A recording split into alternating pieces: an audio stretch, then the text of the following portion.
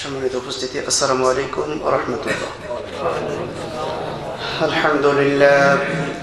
আলহামদুলিল্লাহ নাহমাদুহু ওয়া নাস্তাঈনুহু ওয়া নাস্তাগফিরুহু ওয়া নাউযু বিল্লাহি মিন শুরুরি আনফুসিনা ওয়া মিন সাইয়্যাতি আ'মালিনা মান ইয়াহদিহিল্লাহু ফালা মুদিল্লা লাহু ওয়া মান ইউদ্লিলহু ফালা হাদিয়া লাহু। নাশহাদু আন লা ইলাহা ইল্লাল্লাহ لا شريك له ونشهد أن سيدنا وحبيبنا ومولانا محمدا عبده ورسوله الذي أرسله بالحق بشيرا ونذيرا وداعيا إلى الله بإذنه وسراجا منيرا. فقد قال الله تعالى في كلامه المجيد وفرقانه الحميد: أعوذ بالله من الشيطان الرجيم. بسم الله الرحمن الرحيم. ومن أعرض عن ذكري فإن له معيشة ضنكا ونحشره يوم القيامة أعمى قال ربي لما حشرتني أعمى وقد كنت بصيرا قال كذلك أتتك آياتنا فنسيتها وكذلك اليوم تنسى إن الله وملائكته يصلون على النبي يا أيها الذين آمنوا صلوا عليه وسلموا تسليما. اللهم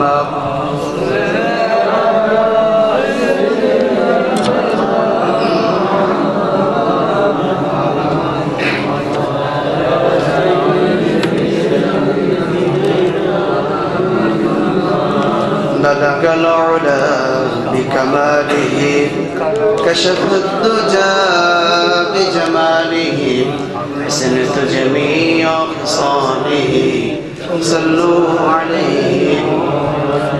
मुझे कुछ मिले या न मिले मोहम्मद मिले, यानी वो शय जिसे अल्लाह मिले. बलगल उला बिकमालिही हसनत जमीअ खसालिही सल्लू. আলহামদুলিল্লাহ, শুকরিয়া জানাই আল্লাহ সুবহানাহু ওয়া তাআলার দরবারে যে মালিক দয়া করে মায়া করে মেহেরবানি করে পবিত্র জুমার দিন জুমার সালাত আদায় করার জন্য আপনাকে আমাকে তার এই পবিত্র ঘর পর্যন্ত আসার তৌফিক, সুযোগ, হায়াত, শারীরিক সুস্থতা এবং অসুস্থতার মধ্য দিয়ে হলেও করে দিয়েছে। সামনে বসা দিনদার পরেজগার মুমিন মুসলমান একান্ত প্রাণ প্রিয় শ্রদ্ধেয় গুরুজন, স্নেহের ছোট বড় সবাইকে আবারও জানাই আসসালামু আলাইকুম ওয়া রাহমাতুল্লাহি ওয়া বারাকাতুহু। সবাই কেমন আছেন? আলহামদুলিল্লাহ। সম্মানিত উপস্থিতি, আজকের জুমার আলোচনা করার জন্য মহাগ্রন্থ আল কোরআন থেকে 20 নম্বর সূরা, কত নম্বর সূরা বলেছি? 20 নম্বর সূরা, সূরাতুত তাহা। এই সূরাটি মক্কায় অবতীর্ণ। আয়াত সংখ্যা আছে 135টি, রুকু আছে 8টি। তোহা শব্দের অর্থ হচ্ছে, এটা মহান আল্লাহ সুবহানাহু ওয়া তাআলা ভালো জানেন। তোহা নামকরণ করা হয়েছে এই সূরার প্রথম আয়াতেই তাহা শব্দটি আসার কারণে এই সূরাটির নামকরণ স্বরূপ নাম রাখা হয়েছে তাহা, যেটার অর্থ একমাত্র আল্লাহ সুবহানাহু ওয়া তাআলা তিনি ভালো জানেন।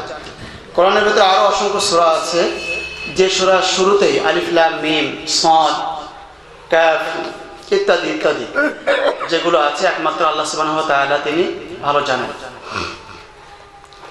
আলোচনা করার জন্য আমি আজকের আয়াত বেছে নিয়েছি 124 নম্বর আয়াত থেকে 26 আয়াত পর্যন্ত। সংক্ষিপ্ত সময়ের ভিতরে আল্লাহ সুবহানাহু ওয়া তাআলা যেন যে কথাগুলো বলবো সেই কথার উপরে আমল করে চলতে পারি সে তৌফিক সুযোগ আল্লাহ সুবহানাহু ওয়া তাআলা আমাদের প্রত্যেককে দান করুন, আমিন। সম্মানিত উপস্থিতি, ভূমিকা ছাড়াই কথা শুরু করাটাই উত্তম, যেহেতু সংক্ষিপ্ত সময়। শব্দের অর্থটা আগে বলেই আমি আমার মূল আলোচনার দিকে চলে যাব ইনশাআল্লাহ। আল্লাহ পাক বলছেন ওয়ামান আ'রাদা আন যিকরি ফাইন্না লাহু মাঈশাতান দানকা ওয়া নাহশুরুহু ইয়াওমাল কিয়ামাহ। কার কথা এটা? আল্লাহর কথা। ওয়ামান ওয়াও এবং মান যে বা যারা আ'রাদা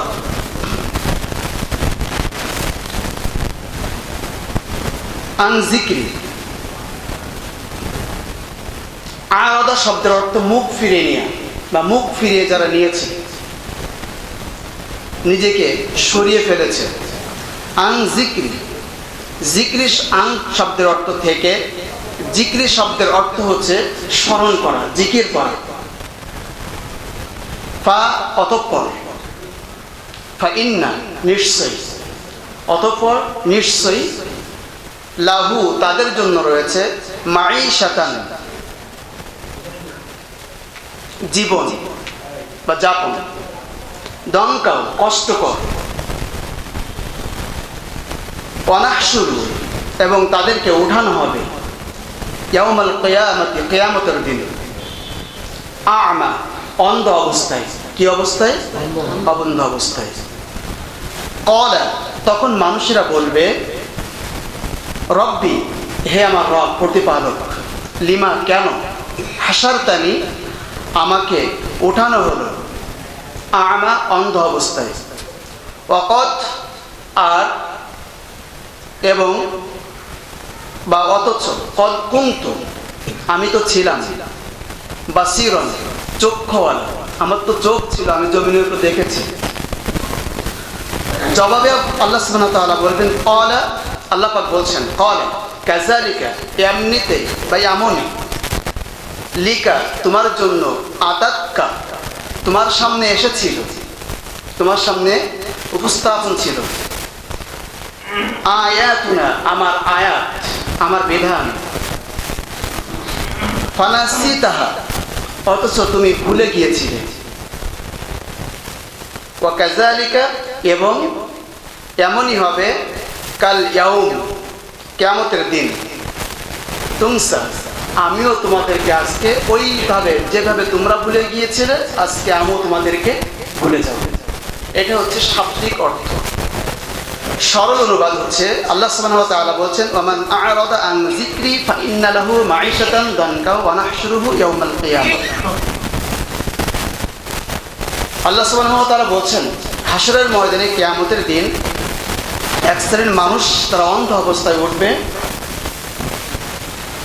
এবং তাদের চোখ ছিল, কিন্তু চোখ থাকার পরেও তারা অন্ধ অবস্থায় হাসরের ময়দানে কিয়ামতের দিন উঠবে। তখন তারা বলবে হে আমার প্রতিপালক, ক্বালা রব্বি হাসারতানি আমাকে কেন অন্ধ অবস্থায় ওঠানো হলো, আমি তো চক্ষুমান ছিলাম। আল্লাহ পাক জবাব দিবেন ক্বালা কাযালিকা আতাতকা আয়াতুনা ফানাসিতাহা ওয়া কাযালিকাল ইয়াওমা তুনসা। আল্লাহ পাক বলবেন তোমাদের সামনে আমার কিছু নিদর্শন ছিল, আমি তোমাদেরকে দেখার সুযোগ করে দিয়েছিলাম, কিন্তু সেগুলো তোমরা ভুলে গিয়েছিলে, আজকে আমিও তোমাদেরকে ভুলে যাব। এটা সরল অনুবাদ। আসুন এবার ব্যাখ্যার দিকে চলে যাই। সম্মানিত উপস্থিতি, যে আলোচনাটা করছি মহাগ্রন্থ আল কোরআন থেকে সূরাতুত তাহা 20 নম্বর সূরা, আলোচনার জন্য 124, 25 এবং 26 নম্বর আয়াত। এর ভিতরে যে সব থেকে মহা গুরুত্বপূর্ণ যে বিষয়টা বোঝানো হয়েছে, যদি অন্তর দিয়ে একটু চিন্তা করেন, একটু ভাবেন, যদি একটু কল্পনা করেন, যদি একটু চিন্তার ভেতরে আপনার সময়টাকে, মনটাকে একটু প্রবেশ করান, তাহলে আপনি এটার অ্যান্সার পেয়ে যাবেন। সেটা হচ্ছে কি, যে বিষয়টা বলেছে যে আল্লাহ পাক আপনাকে আমাকে ভুলে যাবেন, এটা কি সহজ কথা না কঠিন কথা? নিঃসন্দেহে কঠিন কথা। কেমনে ভুলে যাবে এটা আল্লাহ পাক বলছে, যে যারা আমাকে ভুলে গিয়েছে জমিনের উপরে, আমিও তাদেরকে সেইভাবে ভুলে যাব হাসরের ময়দানে। এখন বলেন, যদি মহান রব ওই দিন আমাদেরকে ভুলে যান, আমাদেরকে আর কোনো পথ থাকবে নাকি? কোন উপায় আছে? যিনি বিচারের কাঠ গড়ায় দাঁড় করাবেন, যিনি বিচারের আসনে বসবেন, লিমানিল মুলকুল ইয়াউম, যিনি বিচারের কার্যক্রম করবেন, সেই মালিক স্বয়ং বলছে যে আমিও তোমাদেরকে ভুলে যাব যেমন ভাবে তোমরা আমাকে দুনিয়ায় ভুলে গিয়েছিলে। আসুন ব্যাখ্যার দিকে চলে যাই। ওয়ামান আ'রাদা আন যিকরি, ওয়া মানে এবং, মান মানে থেকে, আ'রাদা মুখ ফিরে নিয়েছে, আন যিকরি, যিকরির শব্দের অর্থ অনেক ব্যাখ্যা আছে। জিকির শব্দের অর্থ স্মরণ করা। কি করা? স্মরণ করা। শুধু মসজিদে বসে তাসবিহ টানা, সুবহানাল্লাহ, আলহামদুলিল্লাহ, আল্লাহু আকবার বলে গুনাহ শুধু জিকির নয়।